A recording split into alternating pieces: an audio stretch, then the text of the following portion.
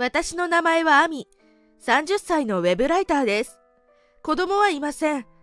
子供みたいな夫ならいますけど。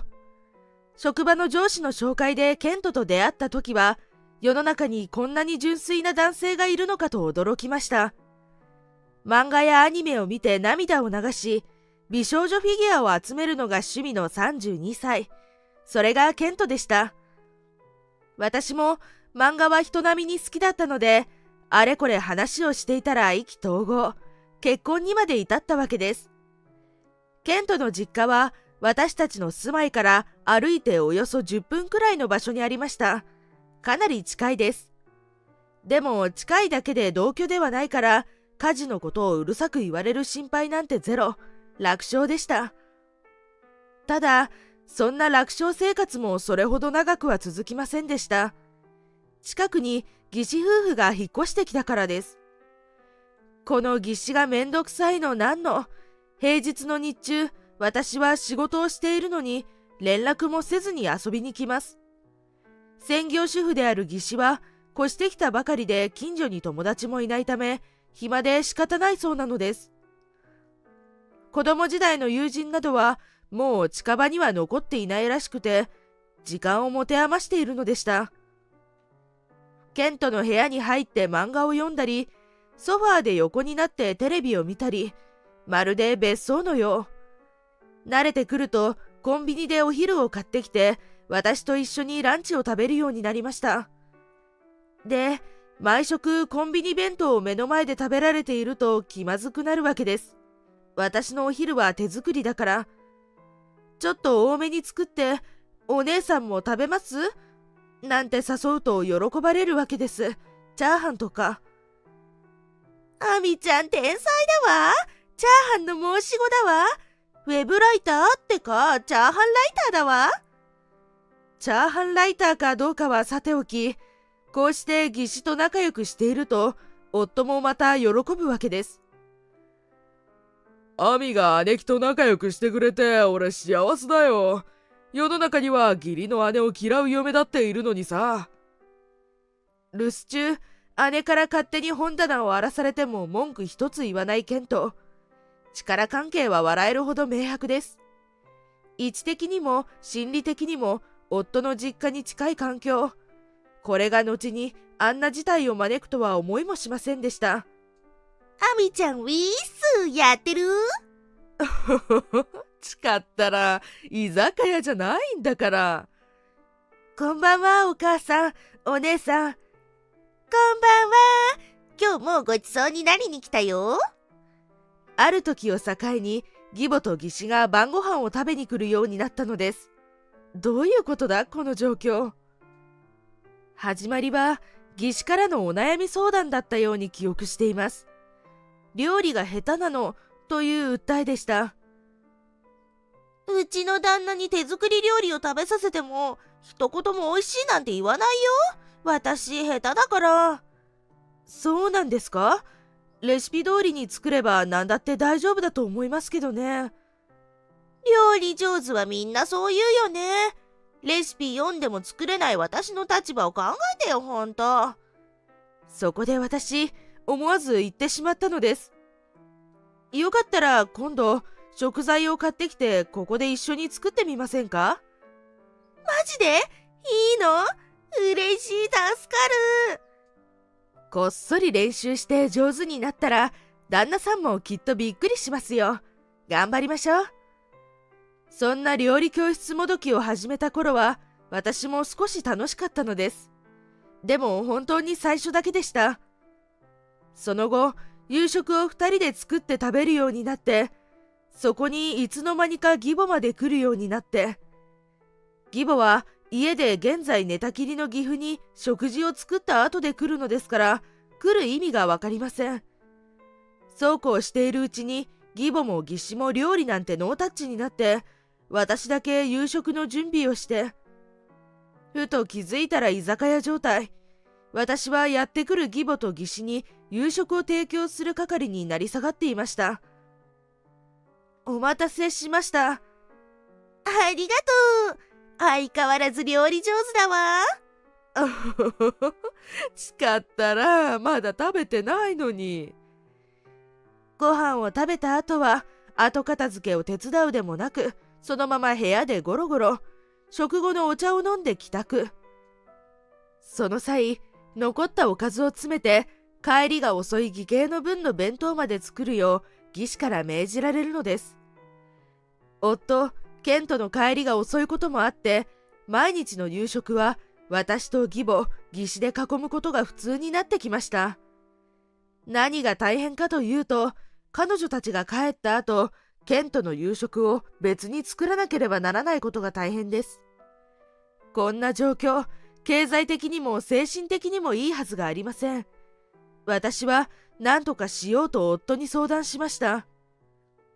食費はかさむし、食材の買い出しの時間が仕事の時間を圧迫するし、もう大変なの。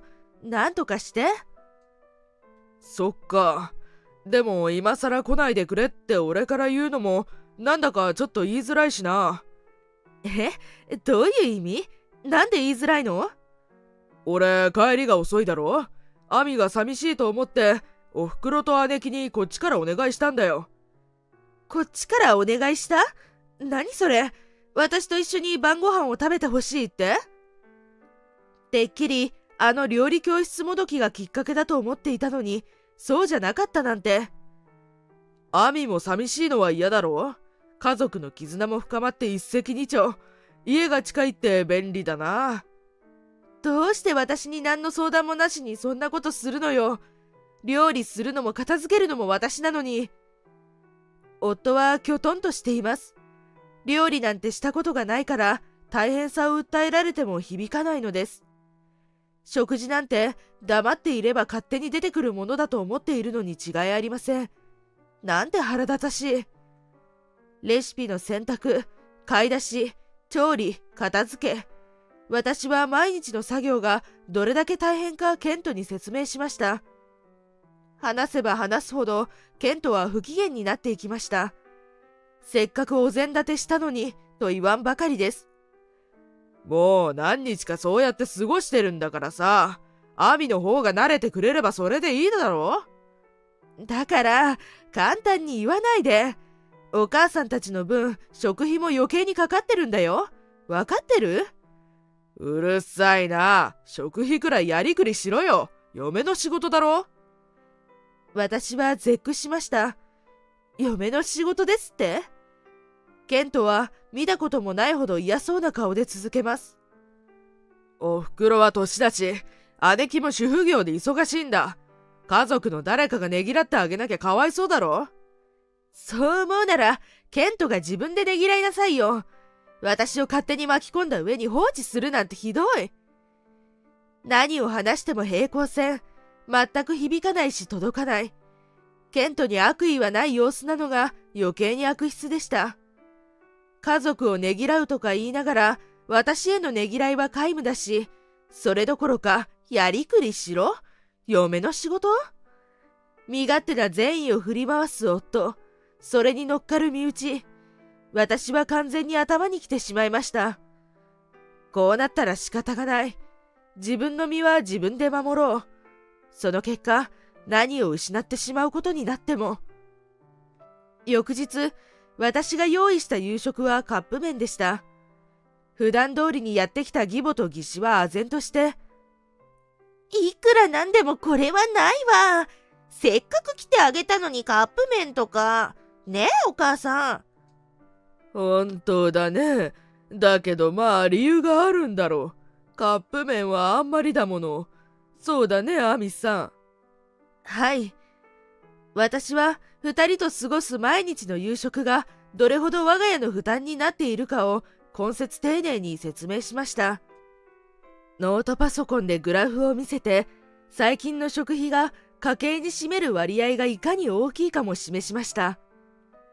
二度手間の調理、仕事への悪影響、私の負担の大きさについて声を大にして説明しました。こうした負担の偏りを改善しようと思うなら、いくつか方法があると思うんです。例えば、買い出しは義士が行く。料理を少しでも手伝う。後片付けは当番制にする。ケントの夕食も弁当にする。他にもいろいろ、決定事項ではなく単なる案として私は義母と義士に提案しました。するとどうでしょう。義母と義士の機嫌がどんどん悪くなっていくじゃありませんか。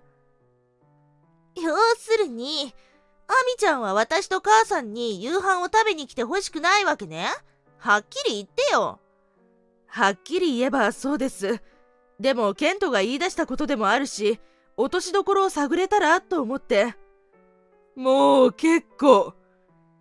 義母が珍しく大きな声を出して私と義士のやりとりを遮り、箸を置いて立ち上がりました。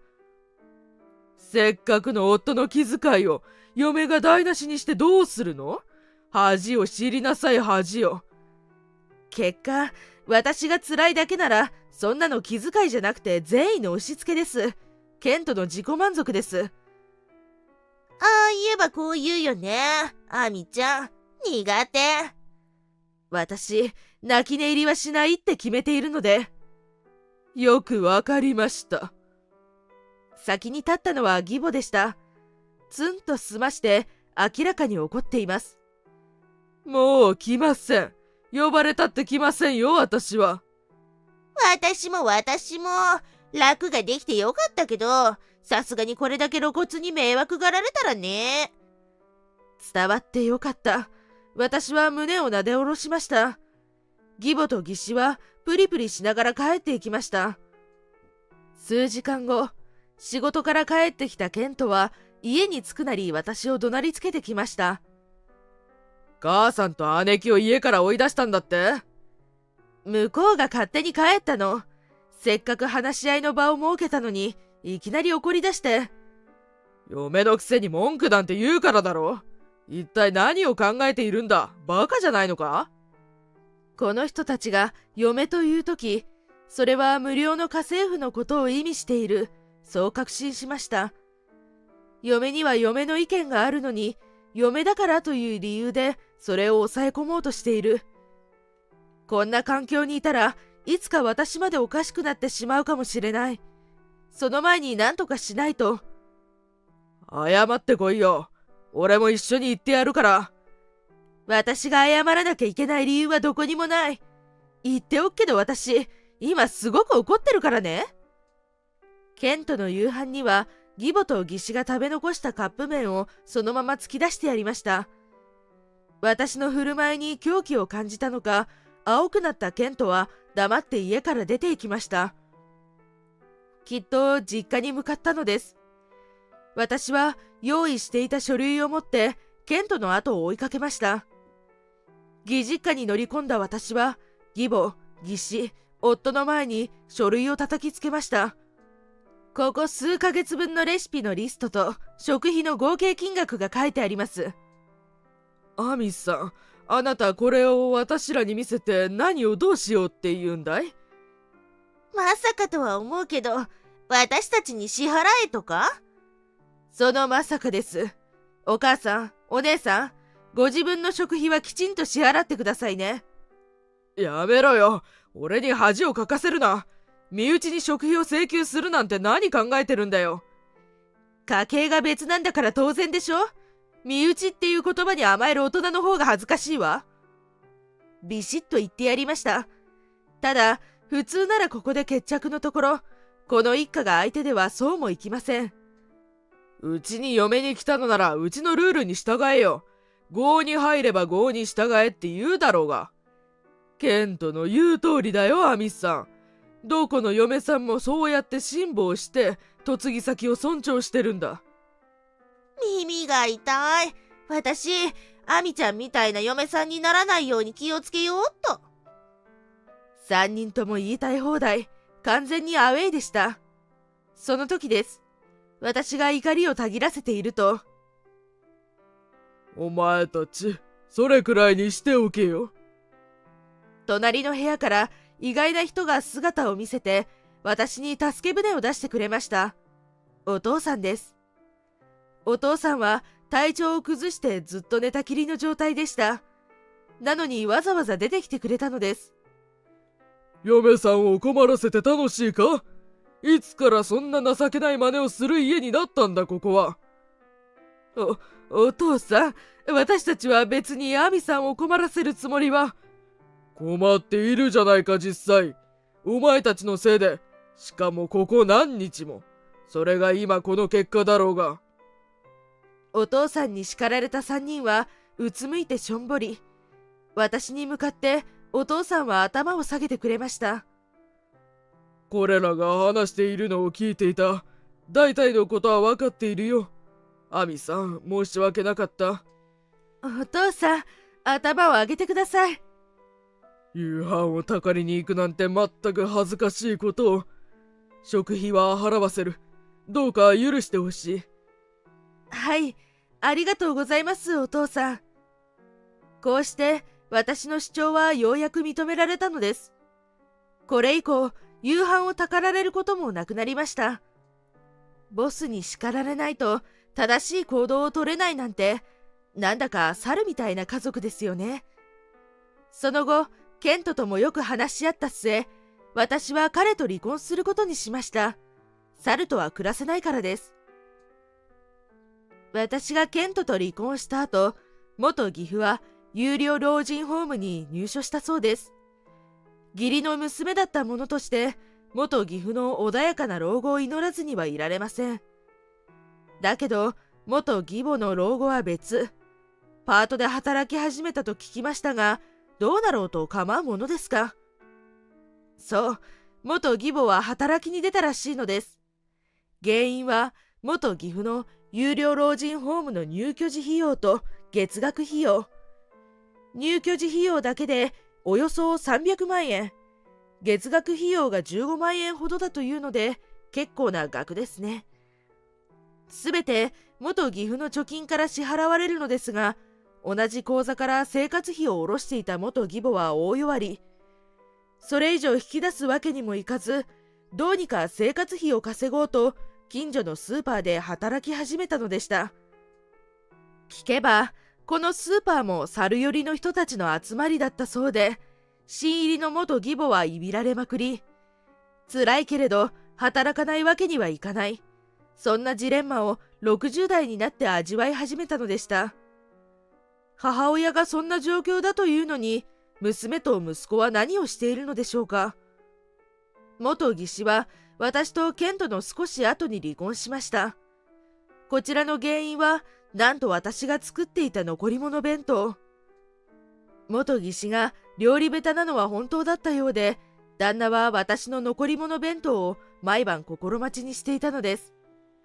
それがもう食べられないと知った旦那は大いに落胆。元義士が食事を作ってもろくに手をつけない。そんな旦那に腹を立てた元義士が二度と料理をしないと宣言して、そこから激しい夫婦喧嘩に発展。ご近所にも聞こえるほどの激しいやりとりの末、翌日には市役所に離婚届を提出したのでした。その後、実家に出戻った元義士は働きもせずにゴロゴロだらだら自堕落生活。よせばいいのに、親からもらう小遣いをパチンコやスロットに費やしているのだとか。元義士が本格的にギャンブルにはまり、借金を作って身内を困らせるのはもう少し先の話です。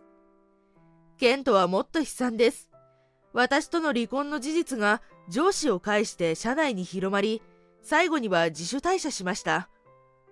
何でも、嫁を家政婦扱いするフィギュアオタクと陰口を叩かれ、会社に居づらくなったのだとか。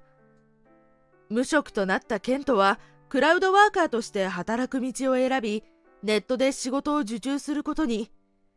ただ、リテラシーが低かったのか、お人よしすぎたのか、情報商材系の副業詐欺に遭ってしまって、誰でも稼げるという言葉につられて、高額な投資のノウハウを購入、そして失敗したのでした。損した分を取り戻そうと、ケントはその後も借金をしてまで様々な投資ツールに手を出しました。投資用ソフト、自動売買ツール、競馬予想ソフトも買ったようです。どれも役には立ちませんでした。持っていた漫画やフィギュアを泣く泣く手放すことになり、それでも借金を支払いきれなくて、結局、ケントは物価の安い地方に移り住んで、単発のアルバイトをして暮らすようになりました。引っ越し作業員や荷上げ作業員、警備員など、本当にいろいろな仕事を経験しているようです。これらの話は、地方に出張に行った上司から教えてもらいました。偶然、ケントと会ったそうなのです。ケントは公園のベンチで休憩していて、上司の顔を見ると少し涙ぐんだようだったと言います。会社を辞めてからこれまでのことを話した後、ケントは私との離婚を後悔してると語ったのだとか。離婚後の転落ぶりは相当なものですから、昔は良かったと思うのも無理はないかもしれません。もしもケントたち一家が嫁をもう少し大切にする人たちだったなら、などと考えることがあります。私はもっと彼らとうまくやれていたことでしょう。子供だって一人か二人はいたかもしれません。だけどそんなことにはならなかった。人生何が起こるかわからないとつくづく思います。